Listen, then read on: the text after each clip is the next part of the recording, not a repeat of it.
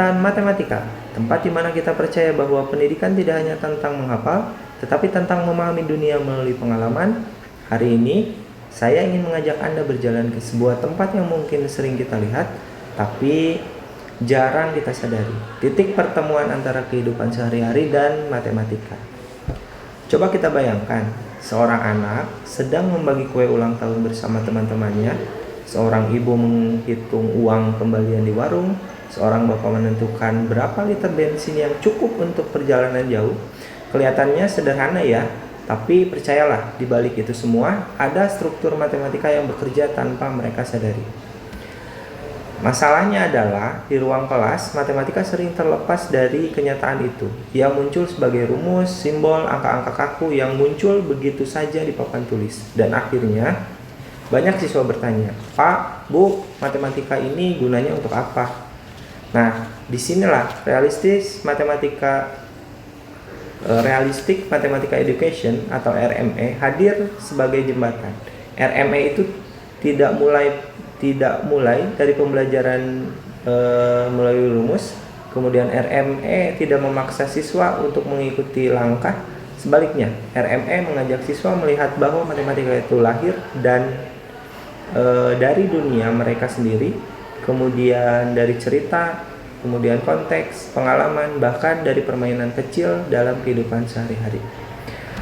Di podcast kali ini, kita akan membongkar bagaimana proses itu terjadi, bagaimana siswa bergerak dari masalah nyata menuju simbol formal, kemudian bagaimana model of yang sederhana bisa berkembang menjadi model for yang membantu mereka memecahkan masalah baru, dan tentu saja bagaimana guru bisa menjadi pemandu dalam proses matematisasi yang alami, bermakna, dan menyenangkan. Jadi siapkan pikiran yang terbuka dan rasa ingin tahu yang baru, karena kita akan masuk ke dunia di mana matematika bukan lagi sesuatu yang jauh, tapi sangat dekat dengan hidup kita. Selamat mendengarkan dan selamat datang di perjalanan memahami RME. Nah, untuk menjawab persoalan itu, saya sudah ditemani oleh Ibu Rani Permatasari, seorang pakar pendidikan matematika realistik atau RME. Selamat siang, Ibu. Selamat siang Pak Asep. Senang sekali bisa hadir di acara ini. Topik hari ini daging banget ya Pak ya? Betul Bu. Kita sering dengar istilah RME atau Realistic Mathematical Education, tapi banyak yang ngira itu cuman soal pakai contoh benda nyata, padahal ada proses berpikir di dalamnya kan? Betul sekali. RME itu bukan sekedar bawa apel atau kue ke kelas. Inti dari RME adalah mathematicism atau matematisasi. Bagaimana siswa diajak menemukan kembali matematika dari masalah sehari-hari atau dunia nyata menuju ke rumus formal atau ke dunia simbolik. Nah, perjalanan dari dunia nyata ke dunia simbolik itu kan agak lumayan jauh ya Bu gapnya. Nah, itu apakah ada jembatannya nggak Bu? Ada dong. Jembatannya itu kita sebut dengan proses matematisasi horizontal dan matematisasi vertikal, serta alat bantunya yang disebut model of dan model for. Wah, ini adalah istilah teknis ya Bu. Kita bedah satu persatu. Kita mulai dari dua jenis matematisasi tadi Bu. Ada horizontal dan vertikal. Nah, itu kira-kira bedanya apa ya Bu? Oke, misalnya kita bayangkan sebuah diagram yang mana diagram tersebut terdiri dari dua buah sumbu. Yang pertama yaitu sumbu horizontal yang disebut sumbu mendatar, yang kedua adalah sumbu tegak yang disebut sumbu vertikal ya. Matematisasi horizontal itu adalah langkah pertama. Ini namanya adalah proses mengubah masalah dunia nyata menjadi masalah matematis. Contohnya gimana Ibu? Misalnya gini, Pak Asep kan punya masalah. Ibu punya 4 kue serabi, mau dibagi rata ke 6 orang anaknya. Dapat berapa bagian anak itu masing-masingnya? Ketika siswa mulai menggambar 4 lingkaran sebagai kue dan menggambar 6 orang lidi dengan lidi, lalu menarik garis potong pada kue itulah namanya matematisasi horizontal. Mereka menerjemahkan cerita atau realitas ke dalam simbol atau model sederhana mereka sendiri. Jadi kuncinya ada di menerjemahkan masalah ke dalam bahasa matematika dasar ya Bu? Tepat cepat sekali mengidentifikasi matematikanya, mengorganisasi data, memvisualisasikan masalah. Mereka belum pakai rumus pecahan formal, tapi mereka sedang mematematikakan situasi itu. Oh, kemudian untuk matematisasi vertikalnya itu gimana, Bu?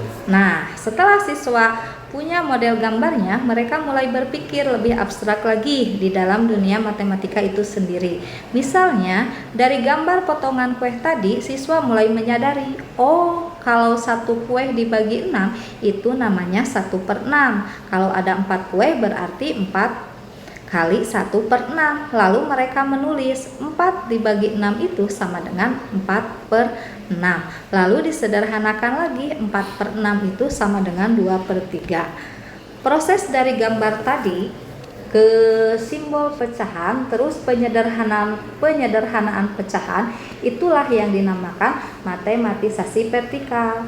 Itu adalah proses pergerakan di mana di dalam dunia simbolik untuk mencari jalan pintas atau rumus umum. Saya sekarang sudah paham, Bu. Jadi intinya horizontal itu dari masalah kue kemudian menjadi penggambaran atau pemodelan matematika. Kemudian yang vertikal itu adalah dari gambar atau model itu menuju rumus atau simbol formal. Begitu ya, Bu ya? 100 buat Pak Asep. Masalahnya sekarang Pak Asep banyak guru yang langsung lompat ke vertikal. Anak-anak ini rumus pembagian pecahannya. Guru itu sering terjadi seperti itu sekarang. Padahal horizontalnya itu belum matang. Akibatnya siswa bisa hitung tapi nggak paham konsep kalau sekarang, Pak. Iya. Nah, tadi Ibu menyinggung soal menggambar kue. Itu kan model yang Ibu sampaikan itu di RME ada istilah model off dan model for ya, Bu. Nah, itu perbedaannya bagaimana? Ini konsep yang paling krusial dan sering disalahpahami ini adalah evolusi pemikiran siswa. Mari kita pakai contoh konkret lagi, Pak. Kita sebut aja kasus ada parkiran motor. Oke, itu seperti apa, Bu? Ini misalnya ada guru memberikan masalah, ada 50 roda di parkiran, isinya campuran antara sepeda motor yang beroda 2 dan mobil yang beroda 4.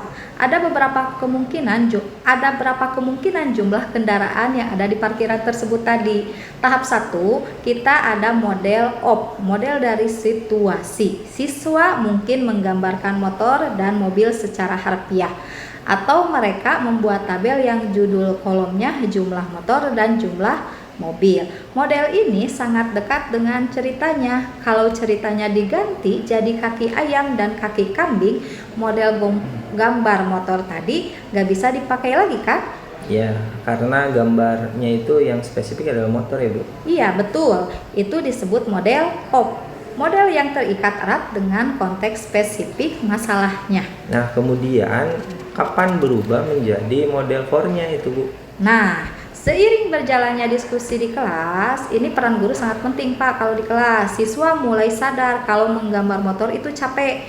Mereka mulai pakai simbol, misalnya X untuk yang beroda 2, Y untuk yang beroda 4. Atau mereka bikin tabel yang lebih umum tanpa gambar motor. Lama-kelamaan model itu bergeser. Model tersebut tidak lagi mempresentasikan parkiran, tapi mempresentasikan hubungan matematis atau persamaan linear dua variabel.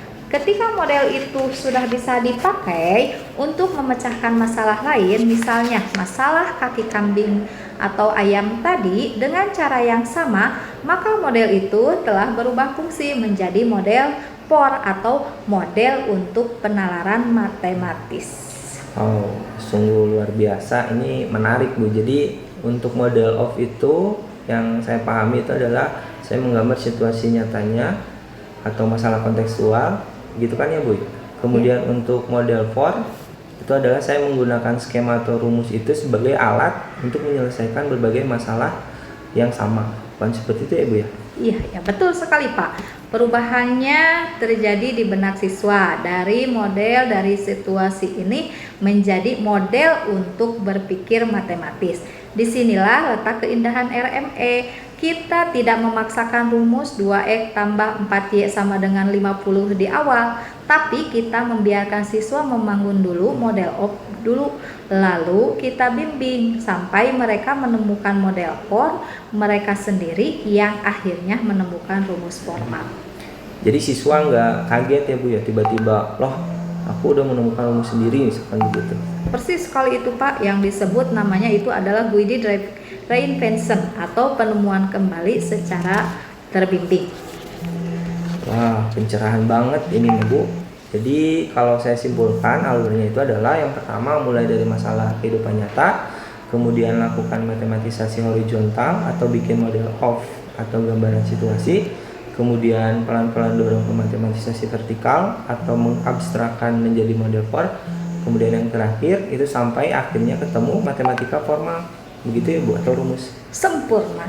Dan ingat, proses ini Pak tidak selalu lurus. Kadang siswa perlu balik lagi ke horizontal kalau mereka bingung di vertikal. Guru harus sabar memfasilitasi transisi dari model of ke model for. Jangan buru-buru mematikan kreativitas siswa dengan menyodorkan rumus cepat. Wah, terima kasih banyak Ibu Rani Permatasari penjelasan soal horizontal vertikal, kemudian model of, model for. Ini benar-benar membuka pemikiran saya bahwa RME itu sangat terstruktur, bukan sekedar main-main. Sama-sama Pak Asep, matematika itu ada aktivitas manusia. Biarkan siswa mengalaminya, bukan sekedar menghafalnya. Baik, terima kasih sekali lagi Ibu. Dan baik Sobat Edukasi, akhirnya kita sampai di penghujung podcast kali ini. Kita sudah melihat bersama dan kita sudah menyaksikan bersama bahwa matematika bukan sekedar kumpulan rumus yang muncul begitu saja, tetapi tumbuh dari pengalaman manusia, dari cerita sederhana sampai persoalan kompleks yang kita temui sehari-hari. Realistic Mathematical Education itu ternyata mengingatkan kita bahwa proses menemukan itu jauh lebih penting daripada hasil akhir. Bahwa setiap coretan gambar, setiap sketsa sederhana, dan setiap percobaan kecil siswa itu adalah langkah besar menuju pemahaman yang bermakna. Jadi, untuk Anda para guru, pendidik, mahasiswa, atau siapapun yang peduli pada dunia pendidikan, teruslah memberi ruang bagi siswa untuk bertanya, mencoba, dan bahkan sekalipun salah. Karena di balik setiap kesalahan itu ada peluang untuk menemukan kembali matematika dengan cara mereka sendiri. Sekali lagi terima kasih sudah menemani kami Ibu Rani. Saya pamit undur diri, sampai bertemu di episode berikutnya di mana kita akan terus menghubungkan realita dengan logika, pengalaman dengan konsep, dan kehidupan dengan matematika. Saya Asep Ilham. Saya Rani Permatasari. Sampai jumpa di episode Jembatan Matematika berikutnya. Tetap semangat mencerdaskan kehidupan bangsa. Semangat. Terima kasih.